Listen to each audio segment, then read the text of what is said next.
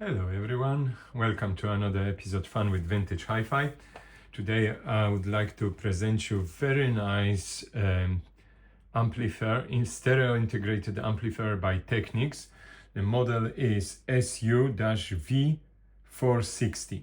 Very nice amplifier indeed. What's special about it, that's in a minute. Mid to late 80s manufacturer, generally Japan. Very nice. Total harmonic distortion is 0.005%, which is on a power of 8 ohms speakers. Really nice, clear harmonic distortion. So the very nice frequency response to it. It is pretty good, 45 per channel on 8 ohms speakers. Really nicely done. Except all of the normal connections. Just to want to go with you through what it is. So it's power, obviously, headphones jack, speakers, usual A, B. You can press it or depress it, depends what you want. Little bit of tune control, as usual, bass, treble, balance. Tone control, you can just do the defeat or on to adjust. Then loudness, unusual stuff, which is mono and stereo button. Yeah, it is what it is. And then for recording selector, AUX, Phono, tuner, CD, and tape. But also input selector, same sort of story, AUX, Phono, tuner, CD, tape 1, tape 2, or DAT, digital cassettes, which is really cool because obviously as a digital connector has the power amp direct, so you can directly connect your DAT or DAT player or CD player directly to the connectors in the rear, DAT connectors, and press it and you have a direct signal from there, which works only on volume. Rest everything is the fit, so you don't regulate this stuff. So it's pretty good to have. Yeah. So also have something which is called VC-4 amplifier system, which generally you might think, oh, what's another thing? But what it is a special circuit design to direct high fidelity, high linearity, this low distortion. So it's really low distortion, which works for the power amp when you do the direct drive, the power amp direct, like I mentioned, connection from the DAT or CD player, which is really low distortion, and that makes sense when you connected good CDs or that, as I have one CD here as well, which is SLP 720, but that's for another day. So without further ado, I connected the tape for it, so why not to have a tape connected and have a little bit of fun with it.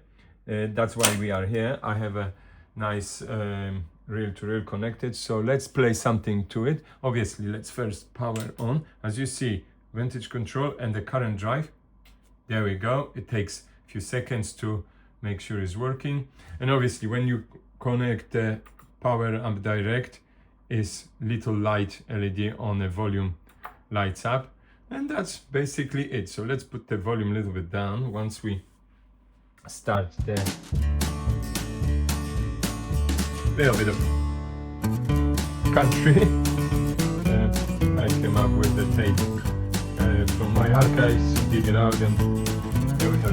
So, as I mentioned, very nice. See, it's on the tape, and we have a reel-to-reel connected to it. It's really good power, I would say. To have it.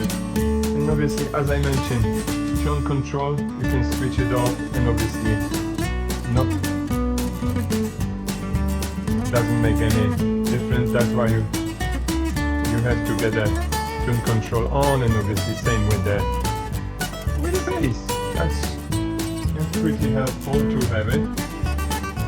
And yeah, there we go, guys.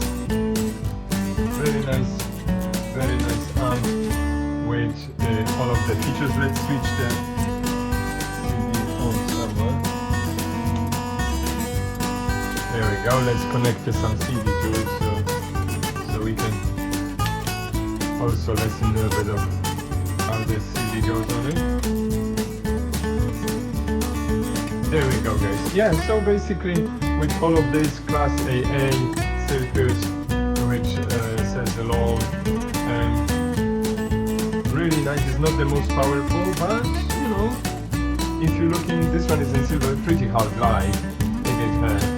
It scratches all over the place, but I managed to source it, and so unfortunately sometimes those guys who own it, they don't care of it, especially with the movements. The boxes are lost and all over the place is going like that. So let's switch the this and go a little bit of I connected direct drive to it, so it should start pretty, you know, it's always worth to kind of check it out what it is. And yeah, so fantastic. Yeah, there we go, guys.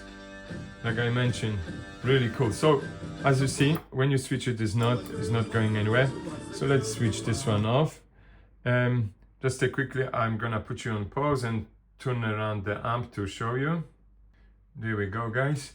So all of the kind of quite a lot of switches, connectors. So we have a ground obviously for your turntable, phono for your turntable, again tuner CD, AUX, and then tape 1 playback or recording, and tape 2/dat playback. It has those connectors in it, so just to get the distortion off and the static, and the power amp direct. That's the connectors I was talking about. Directly you can connect your CD or whatever, or yeah, and then speakers, 2 sets of speakers, A and B, for your convenience. I mean, you know, if you're using 2 separate ones for different music, for example. People asking me why we have 2 sets of speakers normally, because you know, one speakers can be good for classical music, the other one will be good for rock and all sorts of things, so people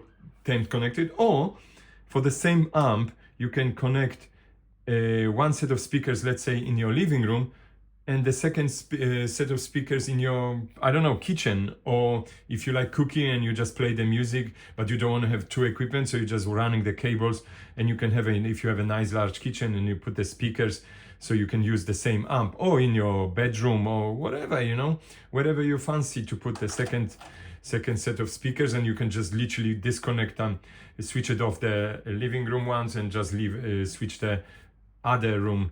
That's what they put in, but they not front or rear, they literally A or B sets of speakers. And also, as this little diagram here describes, you have A or B is like 4 and 16 ohms each speaker, and A and B 8 ohm speakers each speaker. So yeah, then you can just do this. So yeah, there we go, guys. So let me put this back to front. There we go.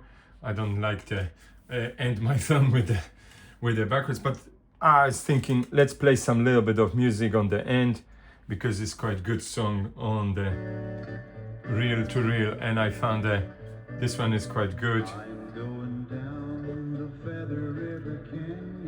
There we go. Isn't that pretty cool song? So basically that's how it is. I didn't test the recording. There's no point of testing recording because obviously it's an amp. So now with the tune control we can add a little bit of bass, and then obviously switch, as I said, you can have both speakers on or just select which speakers on. This one, as you see, has a pretty tough light, scratches all over a little bit, but unfortunately that's what's happened when you're moving around and, you know, not necessarily keeping in one spot your equipment, and you know, it's generally being used, so scratches all over and on the top. So there we go, guys. Thank you for watching. And if you like my little presentation, hit the like button, and I will convince you to buy it if you come across. And if you don't have any equipment, this one will do for you if it's fully functional, because it's quite powerful and it's, you know, nice Technics design. And if you like it, hit the like button, and if you first time across my channel, hit the subscribe. It will be here, and yeah, you'll be up to date with all of my little shenanigans which I come across. I'm trying to show you guys with this one, Technics stereo integrated amplifier SU-V460.